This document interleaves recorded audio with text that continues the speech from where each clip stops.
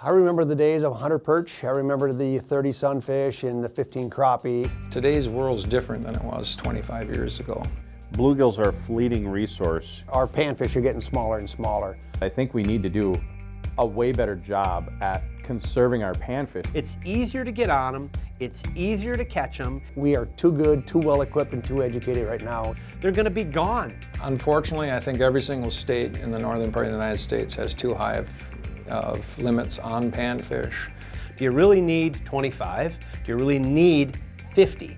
25 is like more than anybody should need. I'm all for having regulations that allow us to keep a reasonable number of fish, a meal or so of fish.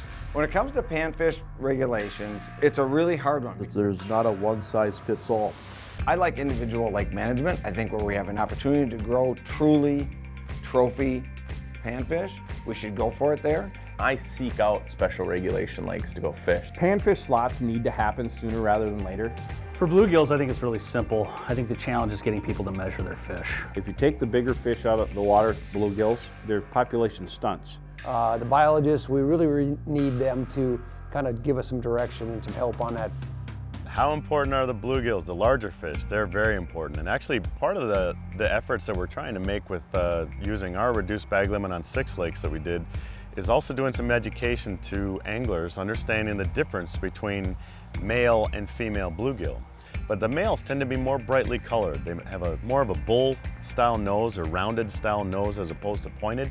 They tend to have more of the orange and or more colorful belly, less likely to be like that yellow belly and vertical barring. They won't have that as prevalent. The larger males occupy some of the best habitat in the nesting colony. So their parental care is generally higher and better, and those are the ones that we really need to put back. And basically, without the larger parental males in the population size at maturity declines over time. So one of the things that we're trying to educate folks on is that, it's okay to take some fish home, but keep some of the moderate-sized fish and return those biggest males to the population. And even to the point that you could actually keep some smaller females or those medium-sized females or even larger females, and it wouldn't be a detriment to the population because the males are the ones that dictate the overall maximum size of that individual population. When you think about panfish, they're small fish, but they can live a very long time.